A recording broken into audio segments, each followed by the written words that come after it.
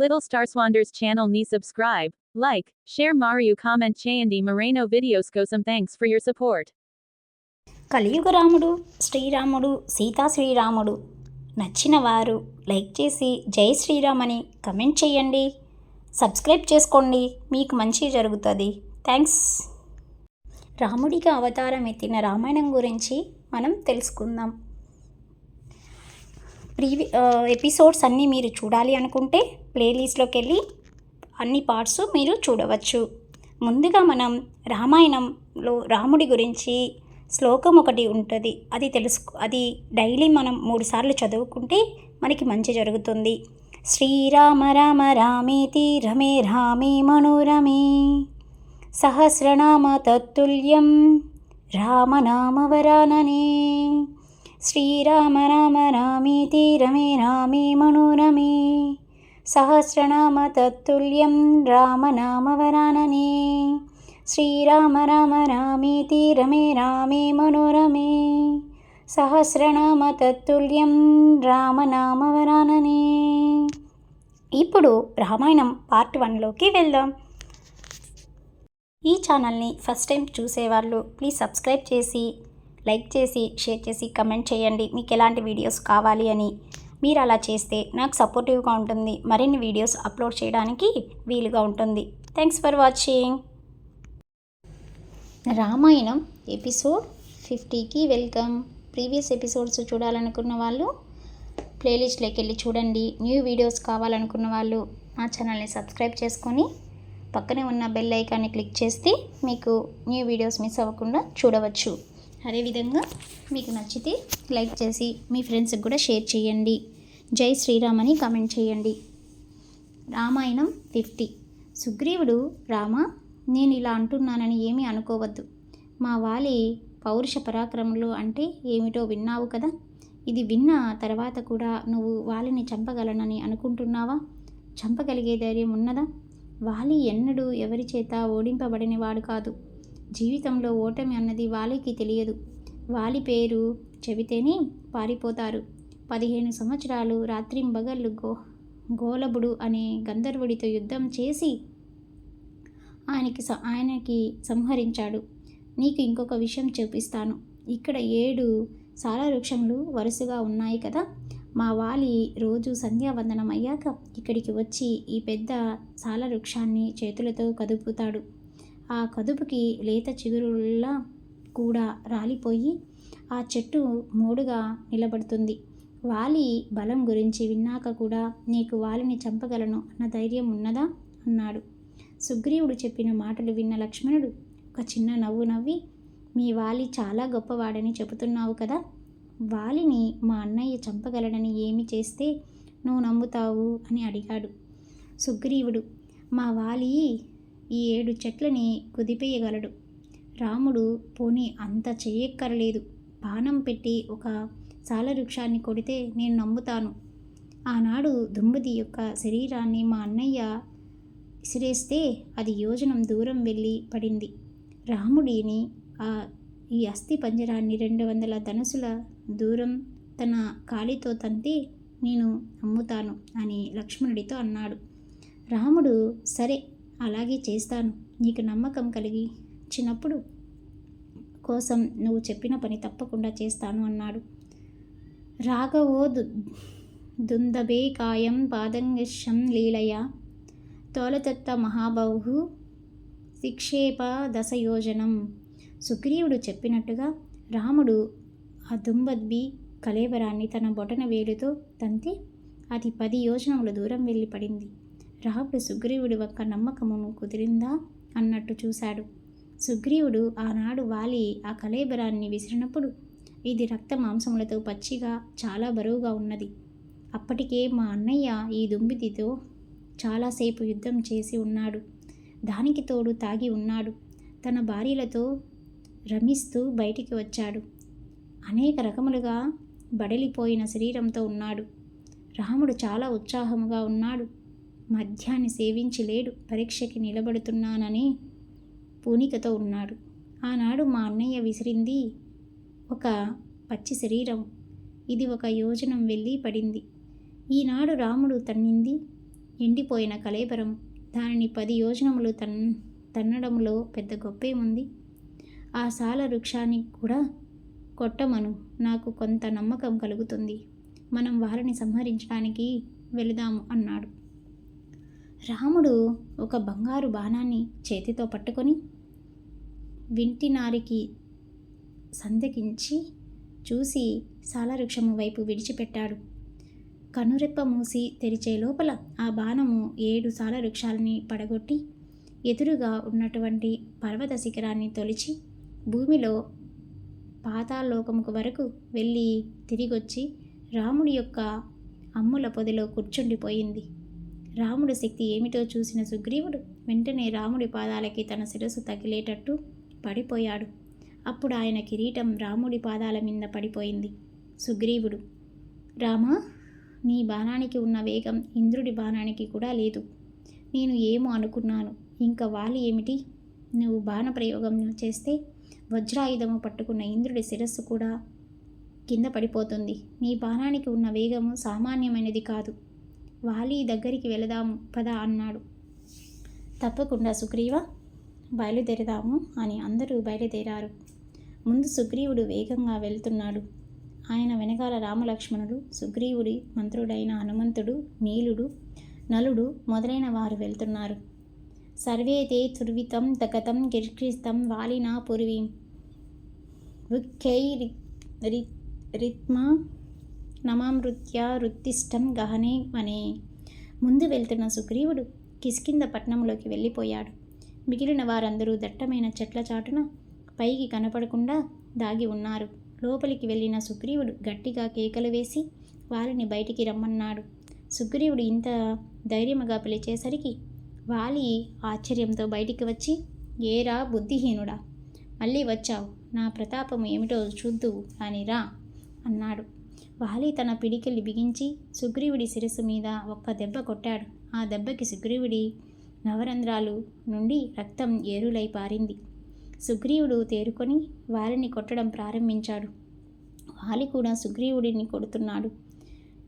ఇద్దరు అలా మోచేతులతో పొడుచుకుంటూ, పాదములతో కొట్టుకుంటూ, శిరస్సులతో కొమ్ముకుంటూ కొంతసేపు కొట్టుకున్నాక ఇంకా బాణం వెయ్యడము లేదు. రాముడు ఎక్కడున్నాడని సుగ్రీవుడు అటు ఇటు చూశాడు. కానీ రాముడు కనపడలేదు. వాలితో యుద్ధం చేయలేక సుగ్రీవుడు ఋష్యమూక పర్వతము మీదికి పారిపోయాడు. వాలి కూడా తిరిగి అంతఃపురానికి వెళ్ళిపోయాడు. సుగ్రీవుడు ఆ ఋష్యమూక పర్వతం మీద ఒక శిల మీద కూర్చొని ఒంట్లో నుండి కారిపోతున్న రక్తాన్ని తుడుచుకుంటూ ఆయాసపడుతూ ఏడుస్తూ ఉన్నాడు. లక్ష్మణుడితో కలిసి రాముడు అక్కడికి వచ్చాడు. వాళ్ళని చూడగానే సుగ్రీవుడు, నేను నిన్ను వాలిని చంపమని అడిగానా? నువ్వు వాలిని చంపుతానని ప్రతిజ్ఞ చేస్తేనే కదా నేను యుద్ధానికి వెళ్ళాను. నేను వాలిని చంపను అని నువ్వు ఒక్క మాట చెబితే నేను వెళ్తానా? నన్ను ఇలా ఎందుకు కొట్టించావు అని రాముణ్ణి ప్రశ్నించాడు. రాముడు, సుగ్రీవా, నేను ఇంతకు ముందెన్నడూ వాలిని చూడలేదు. నువ్వు వాలితో యుద్ధం చేస్తున్నప్పుడు వాలి మీద బాణం వేద్దామని అనుకొని వచ్చాను. వాలి బయటికి వచ్చాక నేను విమర్శము చెందాను. నువ్వు వాలి ప్రతి విషయంలో ఒకేలా ఉన్నారు. మీరిద్దరూ దెబ్బలాడుకుంటుంటే అశ్విని దేవతలు దెబ్బలాడుతున్నట్టు ఉన్నది. మీలో ఎవరు వాలి, ఎవరు సుగ్రీవుడు నాకు తెలియలేదు. కంఠస్వరంలో మార్పు ఉంటుందేమో అని చూశాను. ఇద్దరు ఒకేలా అరిచారు. ఇద్దరు ఒకేలా పరిగెడుతున్నారు. ఒకేలా అలంకారము చేసుకున్నారు. ఇద్దరు ఒకే వేగంతో కొట్టుకుంటున్నారు. ఎలాగో నిర్ణయించుకొని ఇతడే వాలి అయుంటాడని బాణప్రయోగం చేస్తే, సుగ్రీవ, అది తగిలిన వాడు ఈ లోకమునందు ఉండడు. ఆ బాణం పొరపాటున నీకు తగిలితే నువ్వు నేను కూడా ఉండము. గజపుష్పి మిమం పులత్మర్చం శుభలక్షణం కురు లక్ష్మణ కంఠేశ్య సుగ్రీవస్య మహాత్మన. నిన్ను వాలి కన్నా వేరుగా గుర్తుపట్టాలంటే ఒకటే లక్షణం ఉంది. లక్ష్మణ, అక్కడ గజపుష్ప తీగ ఒకటి పాకుతోంది. నువ్వు దానిని తీసి సుగ్రీవుడి మెడలో కట్టు.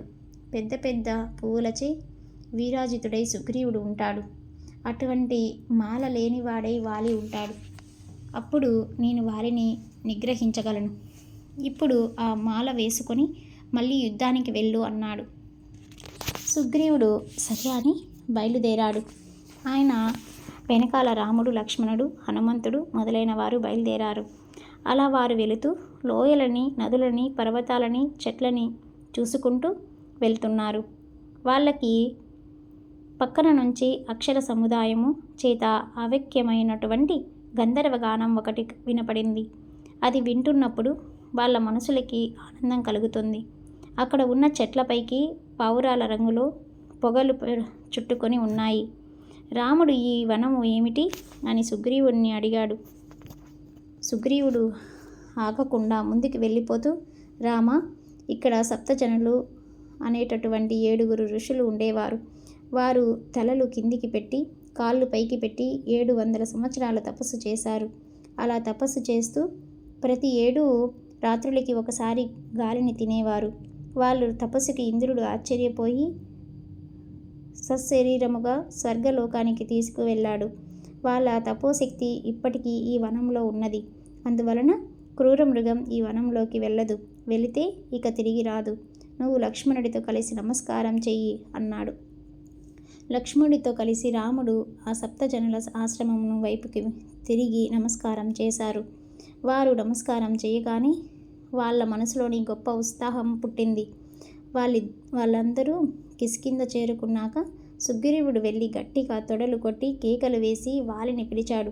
వాలి గబగబా బయటకు వస్తుండగా ఆయన భార్య అయిన తారాసుసేన కుమార్తె ఆపి, ఎందుకు అలా తొందరపడి వెళ్ళిపోతున్నావు?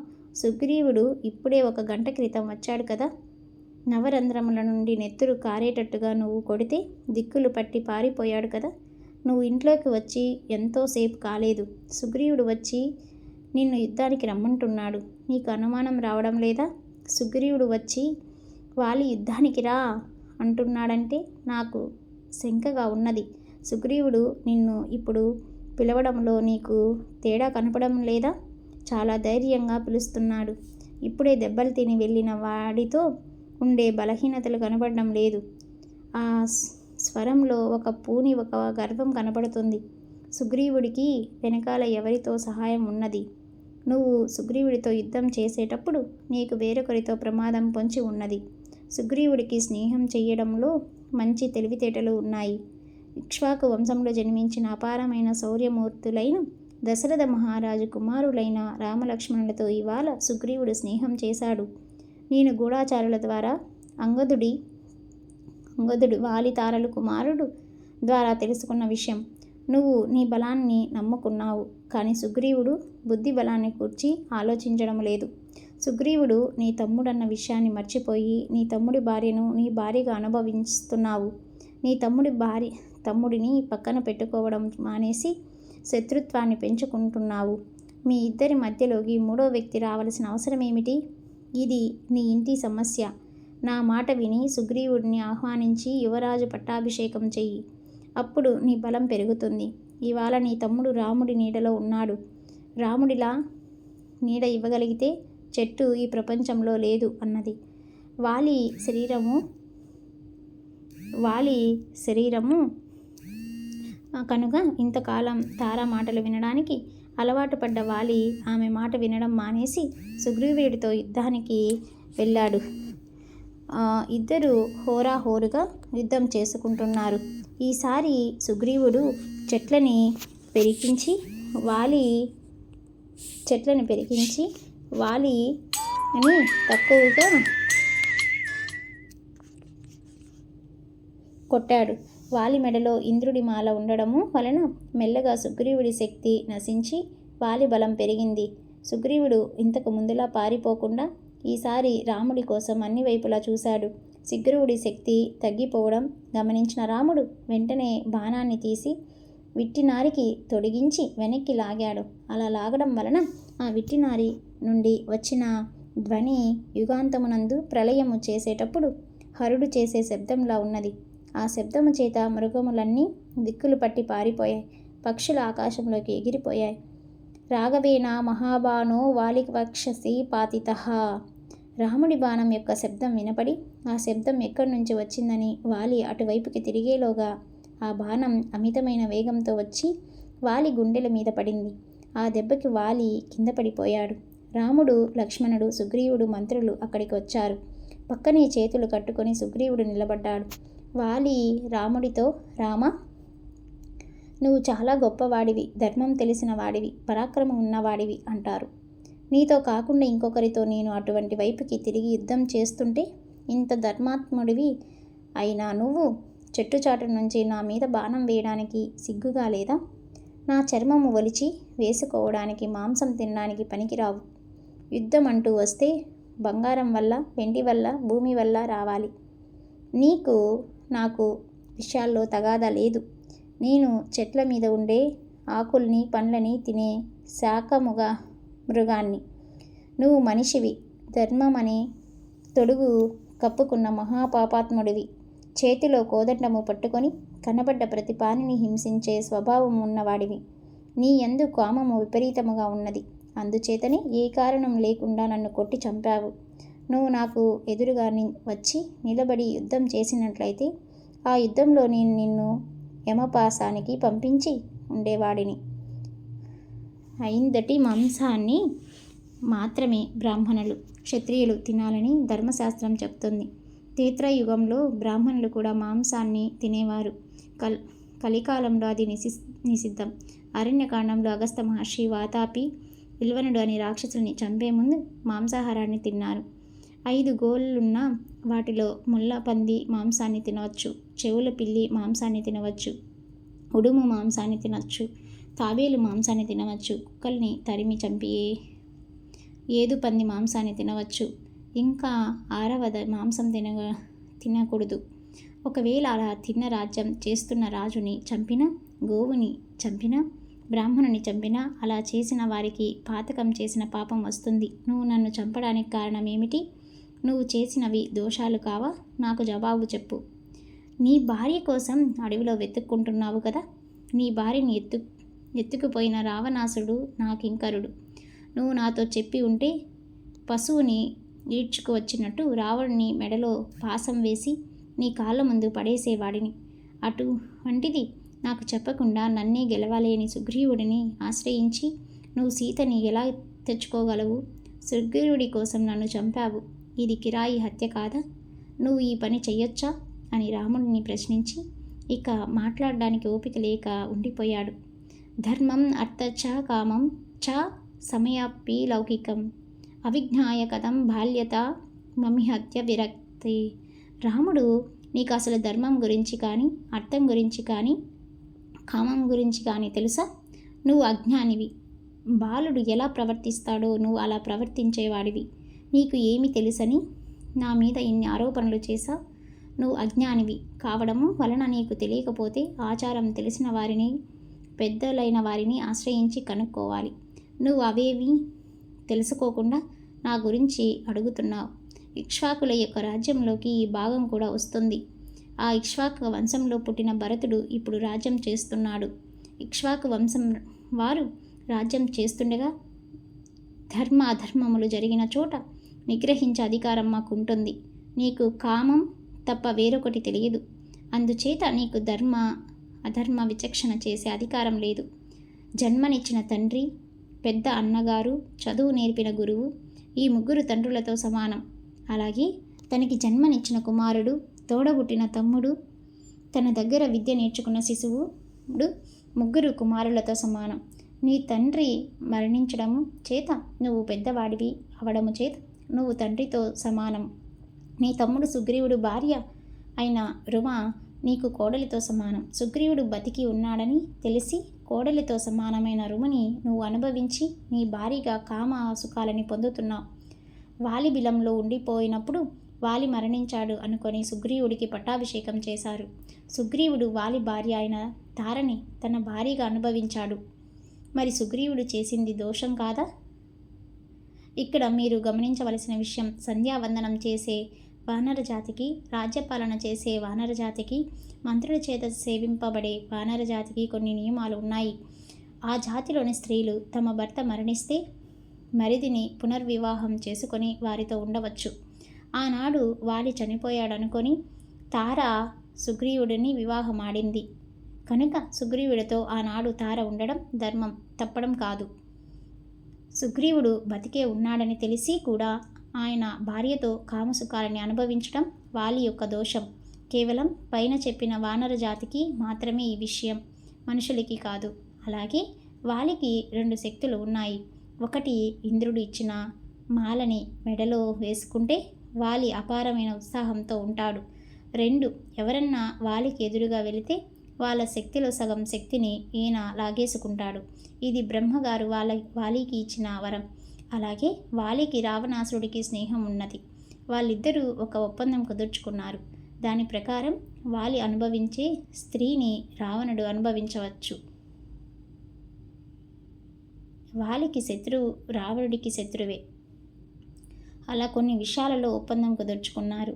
అందుచేత ఒక మామగారు కోడలితో కామభోగాన్ని అనుభవిస్తే ఎంత దోషమో అంత దోషాన్ని నువ్వు చేశావు.